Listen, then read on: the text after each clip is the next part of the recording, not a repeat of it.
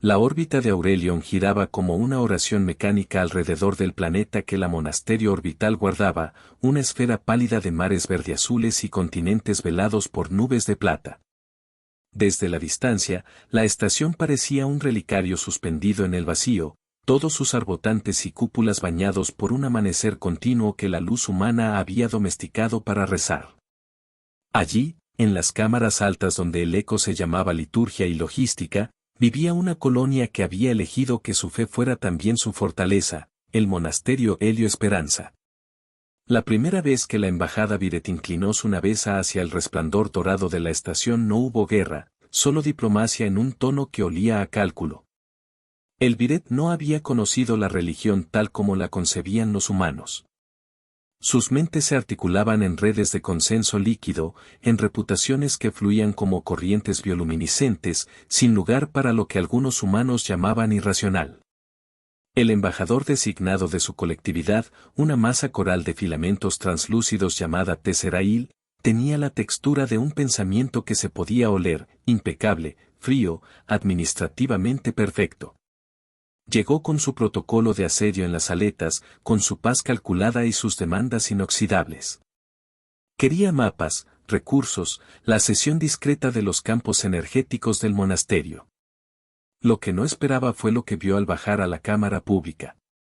En el atrio central, donde la congregación humana se había reunido para un gesto de bienvenida, no para rendir pleitesía, sino para ofrecer hospitalidad recia, se movían las mascotas.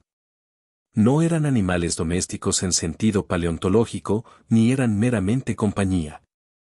Eran cuerpos de vida modelados por la paciencia humana, pequeñas criaturas de plumaje brumoso y ojos como brasas dormidas, llamadas luminis por quienes las amaban. Los luminis se posaban sobre hombros, en los pliegues de los hábitos y en la mesa del diálogo, su respiración corta enviando motas de oro en la luz. Eran simples, débiles a la mirada, y sobre todo, eran constantes. Donde el Viret calibraba utilidad, los luminis ofrecían algo que no se podía traducir, devoción sin contabilidad, un afecto que no pedía contrato. El primer acto de Locke fue la reacción de Tesserail, un pulso de tensión bioluminiscente que cualquier observador hubiera interpretado como alarma, para el embajador fue pánico. No fue un sobresalto cultural, fue un colapso inorgánico de su red. La violencia silenciosa de su shock era visible en los filamentos que palidecieron, en la manera en que su voz colectiva se fragmentó en tonos cortantes. Nadie habló. Nadie tuvo que hacerlo. El pánico del embajador fue un decreto que atravesó las cámaras hasta los rincones técnicos, el Viret no sabía procesar la noción de la lealtad animalizada. Los humanos lo vieron y supieron instintivamente el peligro y la oportunidad. La camaradería entre los habitantes de Helio Esperanza y sus luminis no era ingenua, había sido tallada a partir de tragedia y necesidad. Cada mascota llevaba en su collar una hebra de memoria, un fragmento de ADN modificado para resonar con la estructura neural colectiva de las especies sapientes. No era casualidad que esos detalles existieran, era el resultado de siglos de adaptabilidad humana, de convertir el consuelo en recurso cuando la supervivencia así lo pedía. Frente a la delegación alienígena, esos pequeños animales provocaron algo más que ternura, activaron una disonancia en la sala que parecía acercarse a un umbral rumoroso, a una puerta que la mente Viret no podía cerrar. La cámara desde la que se observaba la escena tenía la distancia de una fe templada, la historia no necesitaba palabras. Los luminis se acurrucaban, los humanos dispersaban su calma, y el embajador temblaba con la lógica rota. Uno solo de esos instantes era el reflejo de lo que la colonia sabía sin confesión, la fe humana era práctica, a veces táctica, y podía ser una arma en manos sabias. Para los Viret, el espectáculo fue del todo incomprensible, y ahí nacía la grieta. La misiva de la embajada vino acompañada de una teoría, los recursos de Helio Esperanza podían ser integrados con la red de la Viret para aumentar su coherencia, mejorar su flujo de información y fortalecer su imperio de consensos. A cambio, el Viret ofrecía tecnología de estabilización orbital, un beneficio real para una estación asentada sobre un mundo de mareas caprichosas. En el Consejo, que mezclaba liturgia con junta técnica, la oferta fue analizada con la ecuanimidad de un sermón militar. La comandante Elisa Marín presidía la mesa. Tenía la mirada de quien había aprendido a dirigir la fe como si fuera una brigada, tacto, estrategia y una devoción privada que nadie en la sala conocía por completo. El equipo de Elisa era heterogéneo: padre archivo Mateo Coa, quien guardaba documentos sagrados y códigos de emergencia; la ingeniera Li Wei, capaz de leer un reactor como otros leían versos. Y un pequeño grupo de tácticos veteranos que habían hecho de la adaptabilidad una tradición. Juntos no solo debatieron cifras, imaginaron escenarios. Ninguno deseaba la guerra. Pero ninguno debía ocultar la verdad. La reacción de Tesserail había mostrado una vulnerabilidad Biret que, bien explotada, podía costar la estación su vida y salvar a muchos mundos. Esa verdad exigía una decisión moral y táctica. Elisa sacó de un compartimento un objeto que llevaba siempre, su casco con la visera abollada proveniente de una defensa pasada. Era un casco con el visor roto, una cicatriz personal que era a la vez un recordatorio y una promesa. La visera rota ofrecía una vista sin filtros, ver la realidad tal como era y no como se quería que fuera. No habló. Dejó que sus manos hablaran, tocando el casco, y el consejo entendió. Entre los procedimientos que barajaron había una línea que nadie en la sala mencionó al principio: la Aurea Protocol, una solución diseñada por monjes científicos siglos atrás. Consistía en aprovechar la red de biocables del monasterio, una mezcla de liturgia energética y arquitectura de campo, para crear una señal que pudiera, teóricamente, desarticular la matriz consensual del bidet. Era una bala de fe, una disrupción que funcionaría porque la fe humana no respetaba las mismas reglas que la lógica bidet. Pero la urea tenía un precio: su emisión requería la conversión del núcleo energético del monasterio en un modulador de resonancia que destruiría la estación en su totalidad. Nadie que sostuviera la vida física de Helio Esperanza lo sostenía sin admitir el sacrificio. En el centro de la discusión estaba la posibilidad de redirigir la existencia de la colonia hacia otra, salvar planetas, piernas, voces, a un costo irreparable. Algunos propusieron alternativas menos absolutas: sabotajes, evacuaciones masivas, negociar concesiones. Elisa deslizó sobre la mesa una fotografía, un dibujo de infancia, trazado con lápices ya casi secos, que mostraba un luminis junto a una niña y una palabra en la esquina: esperar. El dibujo pertenecía a la hija de una técnica que había muerto el año anterior en una tormenta de micrometeoros. Era uno de los símbolos que la colonia guardaba, un recordatorio de por qué habían vuelto a atarlas a esas criaturas, porque la devoción era, para ellos, tanto herramienta como historia. La preparación tomó días. Los luminis fueron entrenados por manos que rezaban en susurros científicos, iban a ser mensajeros y catalizadores. Sus collares fueron equipados con pequeños transductores, capaces de emitir patrones que, cuando sincronizados con el campo del monasterio, crearían una onda de ruptura en la red bidet. Todo debía ser preciso. No era vaidad, ni herencia de violencia, sino la fría matemática de la entrega: cuántos podían evacuar antes del pulso, dónde colocar los emisores, cómo preservar la memoria en caso de que el monasterio no resistiera. A medianoche, antes de ejecutar el plan, el padre archivista llevó a Elisa a la capilla de cables. La capilla no era sagrada por sus oraciones, sino por sus cables milenarios, tejidos en patrones que eran al mismo tiempo diagrama y rosario.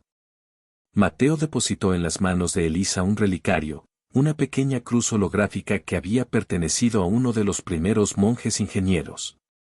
La cruz proyectó, durante un segundo, una franja de luz que pareció tocar el rostro de Elisa. Fue un gesto silencioso de aprobación: la fe y la planificación no estaban separadas allí, estaban entrelazadas. El comandante cerró los dedos alrededor de la cruz y comprendió la simetría básica: la estrategia más eficaz era aquella que aceptaba la moral como arma y no como excusa. Si el precio de la liberación era su templo, que así fuera, siempre que la memoria humana sobreviviera.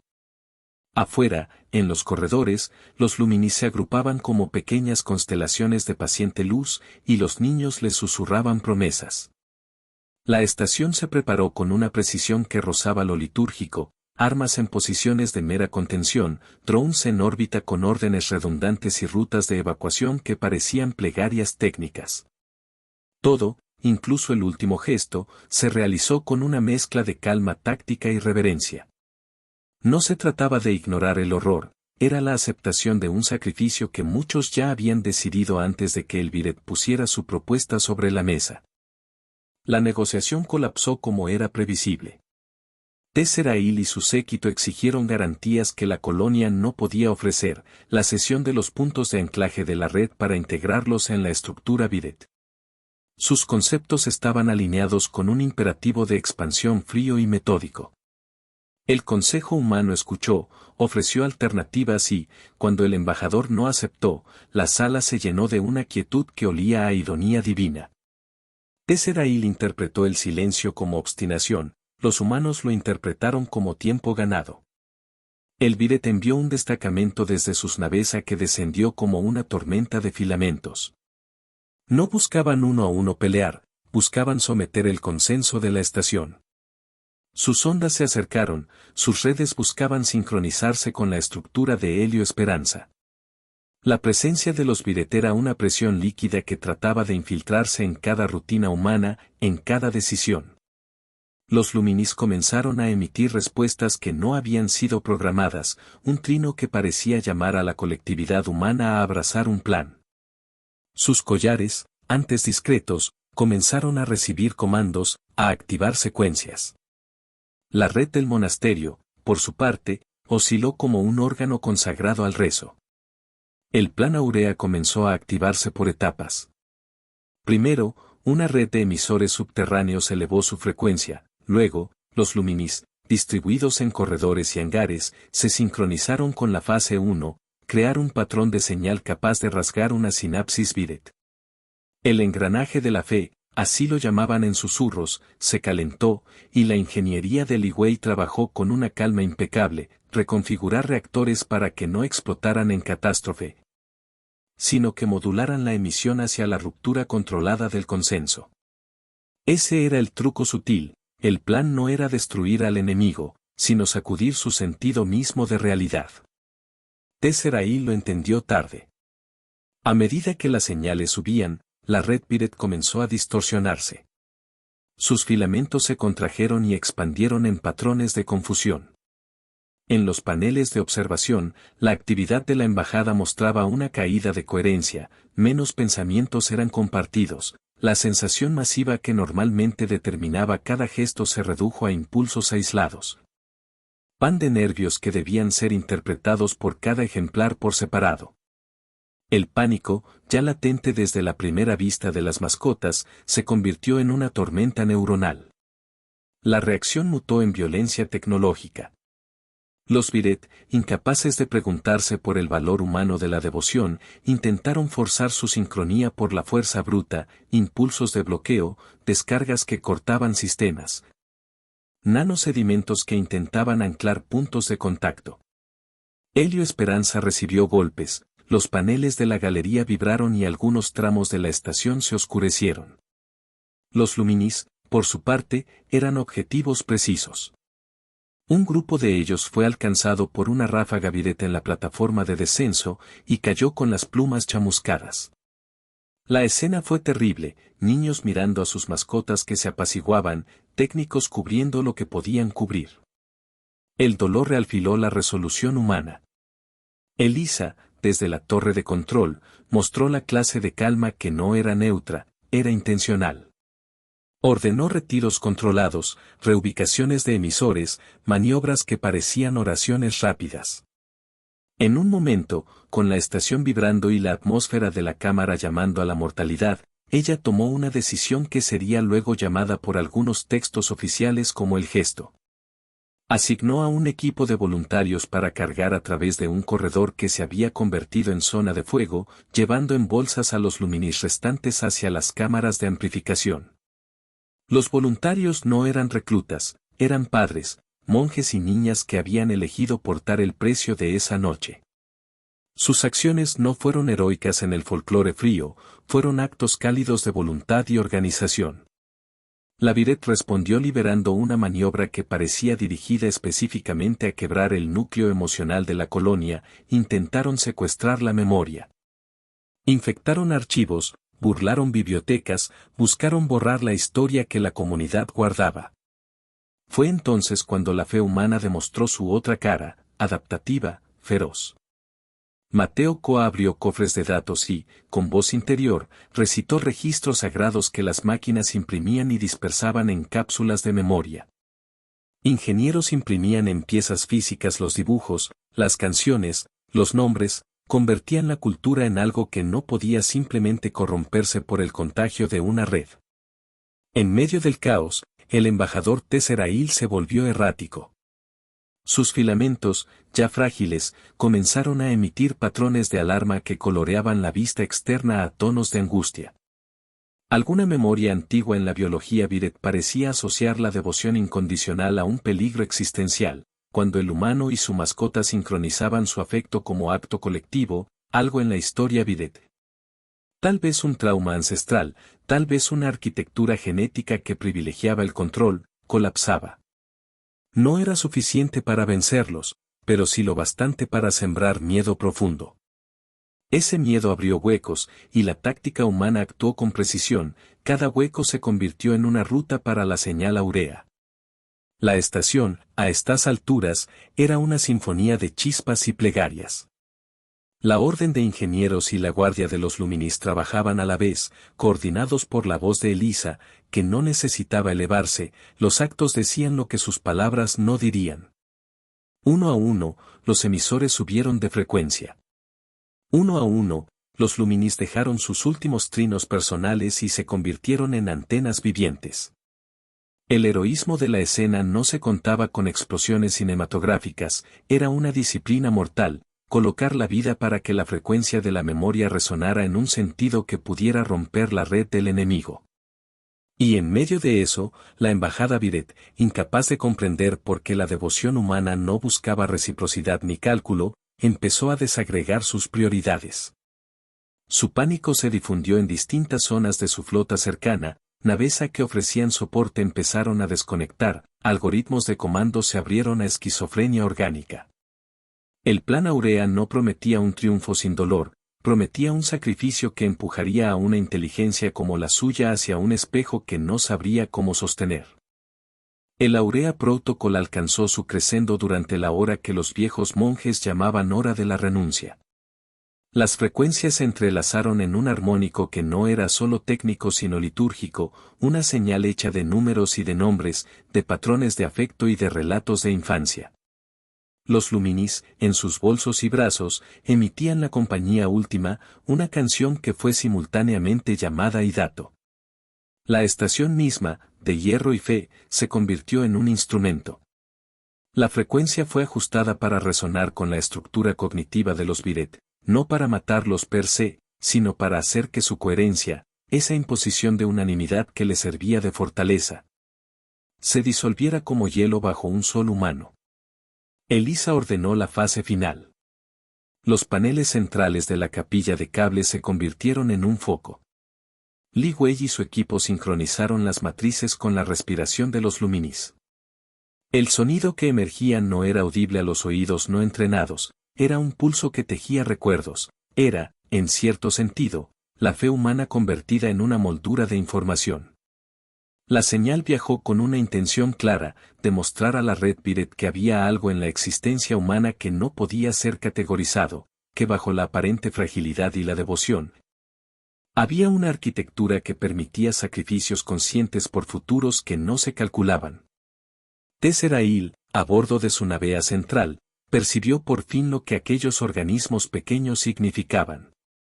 No era cuestión de utilidad. Los Luminis llevaban consigo una promesa humana, una estructura de memoria que insistía en preferir la continuidad intangible antes que la continuidad física. Era una opción extraña, apagar el templo para encender la historia. Esa vez, el embajador comprendió demasiado tarde que la fe humana funcionaba como catalizador de irreductibles. La devoción convirtió a los Luminis en emisores de un virus de identidad que corroía la fibra del consenso Biret. Su pánico se volvió ceguera. La respuesta de la flota fue lenta y frenética. Intentaron contraataques de contención, cerrar canales, aislar nodos, liberar bloques de estabilidad artificial. Pero el Aurea no pretendía abrir un solo punto, buscaba infiltrar silencio en todas las conexiones y dejar al enemigo sin su lengua compartida. Un por uno, circuitos de mando Biret colapsaron en microestallidos de confusión. Naves que antes se movían con la precisión de un coro se desordenaron, y en la pantalla de la torre se vio el rostro translúcido del embajador contraído en un espasmo que nadie podría haber interpretado en términos humanos. Era más que miedo. Era la certeza de que el mundo en el que su especie vivía podía dejar de existir tal como lo entendían. El costo fue exacto y brutal. La conversión del núcleo del monasterio para emitir la señal provocó una reacción en cadena en las redes de energía, resistencias que explotaron, cúpulas que colapsaron, salas que ardieron con una luz dorada que fue, a la vez, esplendor y deflagración de lo que habían construido. Las rutas de evacuación funcionaron como habían sido planeadas, pero no hubo tiempo para salvarlo todo. Padres dejaron a niños en cápsulas, ingenieros sellaron compuertas con orden perfecta, y la comandante Elisa tomó la última decisión táctica personal. Quedarse en la consola principal para asegurar la transmisión hasta el último pulso. Algunos vieron en su gesto el coraje de un comandante, otros lo llamaron sacrificio sagrado. Ella no pensó en etiquetas. Cuando el calor comenzó a rozar la cámara, cuando la capilla de cables empezó a resquebrajarse, Elisa extrañó por un segundo el verano de su infancia en la tierra. Un día con lluvia y un luminis que se le enroscó en la muñeca. Recordó el dibujo infantil con la palabra esperar y, con una calma que era la suma de táctica y fe, apretó el relicario holográfico contra su pecho. En esos últimos minutos, su mente no declamó consignas, más bien, envió instrucciones, corto, directo, como una plegaria técnica y pura. Activaciones, redundancias, la liberación del paquete de memoria cultural en cápsulas que la flota de evacuación llevaría a mundos lejanos. La señal, por fin, encontró al embajador en su punto más débil, la inseguridad sobre lo que su colectividad consideraba peligro existencial. La red Biret comenzó a fracturarse. Sus nodos dejaron de aceptar órdenes y empezaron a generar alternativas desesperadas. En la nave insignia, Tesserail se desenredó de su propio miedo, un organismo que se había uniformado a sí mismo se descubría plural y fragmentado. Su pánico se manifestó en una retirada desorganizada. No fue derrota plena, fue disolución de un patrón. La flota, sin la quietud de su mente colectiva, perdió el impulso de conquista.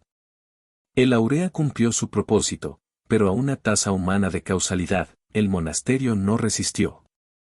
La capilla de cables, en su esplendor final, ardió como un faro funeral. El efecto sobre los Biret fue inmediato y duradero, la colectividad vio su fractura como una agresión biológica y, en su primera reacción, se retiró del sistema, transportando a su embajador hacia el vacío. Hacia la contemplación de lo que habían experimentado y no comprendido.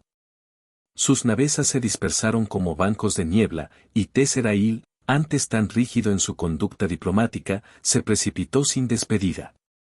En el vacío que dejó la retirada Biret, la estación se convirtió en ceniza y luz.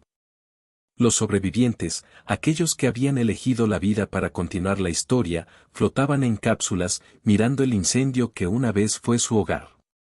La comadrona del grupo, una mujer pequeña llamada Ana, sostenía el último luminis con manos temblorosas, el animal jadeaba, sus plumas chamuscadas emitían la última llamada. En sus ojos había reconocimiento, no cálculo. La escena formada por la nave de evacuación, el núcleo ardiente y la cápsula de la fe era, en su síntesis, una imagen que dijo lo que no podían decir las palabras, el costo de la libertad a veces era la propia casa. Cuando la luz menguó, lo que quedó fue una mezcla de silencio y pequeños protocolos que insistían en continuar. Las cápsulas de evacuación flotaron en formación mientras los equipos de rescate de la flota humana, naves sueltas que habían tomado la orden de regresar ante la señal de memoria, recogieron a los sobrevivientes. El amanecer que había dominado toda la estación se vio ahora eclipsado por columnas de humo que ascendían desde el monasterio. El paisaje orbital era un altar de metal y ceniza. Se dijo entonces que la fe humana había brillado demasiado fuerte para ser ignorada, y que su brillo, en lugar de ser un faro de conciliación, había sido la chispa que forzó el retroceso de una inteligencia incapaz de comprender los sacrificios. Los supervivientes se agruparon en los corredores de las naves de transporte. Algunos lloraron, otros se sentaron en silencio como si el ruido interior de la pérdida fuera más necesario que cualquier consuelo externo. Elisa, herida y cubierta de hollín, fue asistida por Li Wei, su casco roto aún colgaba de su cinto, la visera marcada por un arañazo profundo. Había perdido su hogar, sí, pero había ganado una certeza, que la memoria humana no podía ser borrada por algoritmos de dominio. Había pagado el precio que la libertad exigía, y su gesto quedaría en la memoria de quienes vieron. Entre las pertenencias salvadas, aparecieron los símbolos que la colonia siempre llevó consigo, la cruz holográfica, ahora con aristas chamuscadas pero todavía proyectando una luz tenue. El dibujo infantil con la palabra esperar, arrugado pero legible, la visera rota del casco de Elisa, con vetas del calor que la habían deformado. Estos objetos, guardados en baúles improvisados, eran más que reliquias, eran el testimonio palpable de un acto que no se podía reducir a estrategia militar, fue una elección moral. Pastorales y tácticos coincidieron en algo elemental, habían elegido la continuidad de la historia humana sobre la permanencia de una instalación. La noticia, cuando llegó a otros sistemas, no fue un relato militar frío. Fue un contado que venía cargado de ironía divina, un embajador tembló ante las mascotas de una estación religiosa, una raza organizada y en red se topó con la idea inexplicable de la devoción incondicional. Y una colonia prefirió ardor y memoria a la comodidad de la rendición. Algunas voces de la galaxia se horrorizaron, otras celebraron. Hubo foros, hubo sermones, hubo poemas que intentaron abreviar lo que había ocurrido. Ninguno lo pudo abarcar entero. Las cápsulas conmemorativas que habían salido de la estación llevaban en su contenido no solo a los seres humanos, sino a las pequeñas semillas de cultura que eran capaces de replantarse, registros, canciones, dibujos. Algunos luminis vivos que habían logrado sobrevivir a la agonía. Ese material fue distribuido por mundos aliados y por satélites secretos que, en la noche, armaron lo que sería un santuario nómada de memoria. En los meses posteriores, los Viret replegados no olvidaron la experiencia. Algunos intentaron comprender, otros se cerraron en nuevos muros de defensa. En la perspectiva humana, el incidente se estudió desde todos los ángulos, táctico, teológico, cultural. Se escribieron mesas redondas donde la palabra sacrificio se mezcló con la de genio táctico. Se editó un registro oficial con nombres y fechas, pero la verdad que más perduró fue la que se transmitió en relatos personales, la visión del embajador pálido, la garra de Elisa sobre el relicario. El último trino de un luminis antes de apagarse. La iniciativa de Helio Esperanza se convirtió en un ejemplo de lo que los humanos podían ser cuando su fe se organizaba como un plan. Con el tiempo, entre las comunidades que recibieron a los sobrevivientes, se construyó un lugar de memoria, un campamento orbital provisional que reconstituía la capilla a escala reducida. Donde las cúpulas eran sencillas y los cables no eran solo técnicas sino recordatorio. Allí se colocaron las piezas salvadas, la cruz holográfica, el dibujo infantil en un marco de plexiglas, la visera de Elisa fijada en un mural de metal. Los luminis que sobrevivieron eran cuidados en jardines flotantes y se convirtieron en más que mascotas, en portadores de una historia que las palabras tardaban en circunscribir. La figura de Elisa se volvió un símbolo. Hubo debate sobre la moralidad del sacrificio, por supuesto, hubo quienes la veneraron y quienes la reprobaron. Pero lo que nadie pudo negar fue la consecuencia tangible, el Viret se había encontrado con algo que no había previsto. Su pánico inicial se transformó en retiro y en reconsideración de su entendimiento de las formas de vida que no se subordinaban a su lógica. Allí, en esa reconsideración, la galaxia aprendió una lección que no iban a enseñar los libros de estrategia: la fe, cuando es práctica y sacrificada con intención, puede ser una tecnología de supervivencia. En los años venideros, las cápsulas se convirtieron en naves de la memoria. Algunas regresaron para recoger relictos del monocultivo de la ruina, otras navegaron hasta mundos nuevos donde las historias de Helio Esperanza se contaron como parábolas de resistencia. Padres y monjes llegaron a esos lugares con los dibujos, la cruz atropellada por el fuego y la visera rota, y contaron la tradición de cómo una estación prefirió el riesgo de la memoria a la seguridad de la sumisión. La fe humana, intacta aunque orlada de pérdidas, se convirtió en un legado con forma de comunidad itinerante. En sus clases, los jóvenes que crecieron a la sombra de aquel episodio escuchaban la historia con los ojos abiertos, sin complacencia y sin mito. Sabían que la tragedia había sido real. Sabían también que los Luminis que todavía vivían no eran solamente mascotas, sino símbolos de un pacto: proteger la continuidad de lo que hace de la humanidad aquello que no puede calcularse. Los rituales nuevos nacieron en torno a las pequeñas aves de luz. La gente aprendió a rezar con manos que eran tanto manos de técnica como de compasión. Y en ese entrelazamiento encontraron una forma de resistencia ecológica y moral. En una pequeña cámara construida en la nave de la comunidad, el relicario holográfico proyectó su cruz unas cuantas veces cada año, apenas suficiente para recordar la luz entre los fragmentos. Elisa nunca buscó el altar público, vivió sus días posteriores en las reparaciones y la enseñanza, en reparar lo que quedaba y preparar a las próximas generaciones para la difícil conversación entre tácticas y sacrificios. Cuando visitaba la pared donde estaba la visera, la tocaba a menudo con dedos que todavía olían a humo y aceite. En esos gestos simples, el recuerdo de la capilla de cables no se convirtió en museo, sino en manual. La memoria de Helio Esperanza viajó más lejos. En los foros interestelares, los líderes reescribieron políticas. Los teólogos se enfrentaron a sus definiciones de lo sagrado y los estrategas mates aprendieron que la violencia de un sistema colectivo podía ser, en ciertos casos, neutralizada por la incontrolable variable humana que es la devoción. Elviret, por su parte, inició estudios que duraron generaciones para intentar comprender a la especie que prefería perder su templo antes que perder su historia. En la serenidad que siguió, serenidad rara, como una estación que aprende a respirar otra vez, quedó el peculiar consuelo de quienes habían sobrevivido, habían preservado algo que se parecía a la esencia humana. Sus relatos eran crudos pero no dogmáticos, enseñaban que la fe no era siempre la causa de la caída, sino que, organizada con táctica y sacrificio, podía ser la salvación de muchos.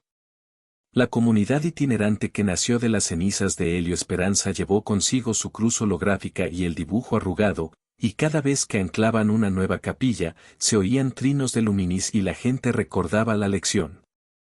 Las generaciones siguientes crecieron con ese relato como eje: la fe que no calcula, la mano que elige. Las palabras finales que se murmuraban en las veladas, por monjes y por niños, eran siempre las mismas, repetidas como una oración de cierre y como consignas de advertencia y esperanza. Y cuando, años después, los flujos Viret volvieron a rozar los sistemas aliados, lo hicieron con mayor cautela. Habían aprendido que en la galaxia habitaba una facultad humana que no se rendía a la lógica única. Y cuando el humo se disipó, solo la fe seguía en pie. Vinieron por un planeta, pero encontraron a la fe humana encendida.